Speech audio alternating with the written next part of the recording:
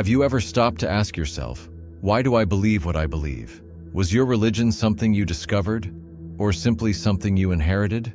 We're born into cultures, families, and belief systems that shape our worldview before we even understand what a worldview is. But the real question is, have you consciously chosen your path, or are you just walking a road paved by someone else?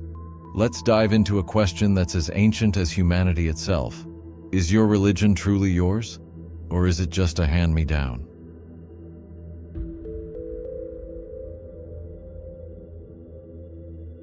Most people follow the religion of their parents, not because they investigated truth, but because it was handed to them like a family heirloom. Traditions become sacred, not because we understand them, but because they've always been there. But Islam doesn't ask for blind loyalty to tradition. It doesn't ask us to follow just because our fathers did. In fact, it warns against this very behavior. And when it is said to them, "Follow what Allah has revealed," they say, "Rather, we will follow that which we found our forefathers upon." Even though their forefathers understood nothing, nor were they guided. Surah Al-Baqarah, Surah 2, verse 170. This verse exposes the psychological trap. We often confuse familiarity with truth, and in doing so, we risk worshiping the past, not the truth.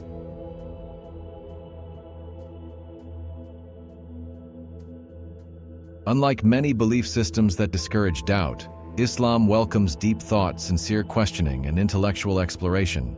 The Qur'an constantly challenges its reader. Do they not reflect upon the Qur'an, or are there locks upon their hearts? Surah Muhammad, Surah 47, verse 24. This isn't the tone of a religion that wants blind followers. It's the voice of the divine inviting you to investigate, not just accept. Islamic philosophy is rooted in intellect, the power of reason. It calls on you to engage your intellect, to search, to compare, to question, because a belief that is questioned and survives is stronger than one that's never been touched.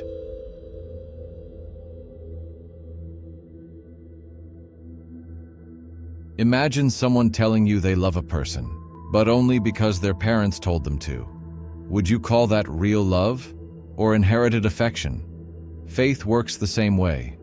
True belief begins where imitation ends. The Qur'an doesn't just want Muslims by label, it wants Muslims by conscious choice. There is no compulsion in religion. The right path has become distinct from the wrong. Surah Al-Baqarah, Surah 2, verse 256. This verse isn't just about freedom, it's about clarity. If truth is clear, you don't need to force belief. People will come to it when they see it. But that requires the seeker to actually look. Discovery takes effort, inheritance takes none, and the soul knows the difference.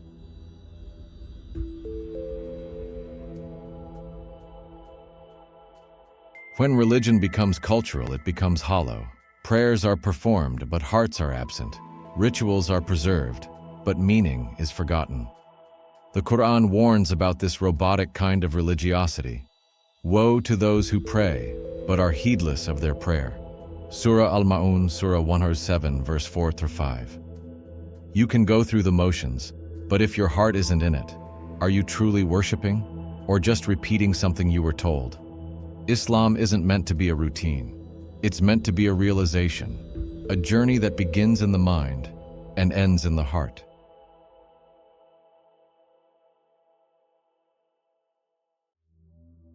The Qur'an uses a specific phrase over and over again, for people who reflect. Indeed, in the creation of the heavens and the earth, and in the alternation of the night and the day, are signs for those of understanding. Surah Al-Imran, Surah 3, verse 190. In other words, if you look deeply at existence, if you question what's around you, you'll see the fingerprints of the divine. And when that moment happens, when your inherited belief transforms into discovered faith, that's when Islam truly begins.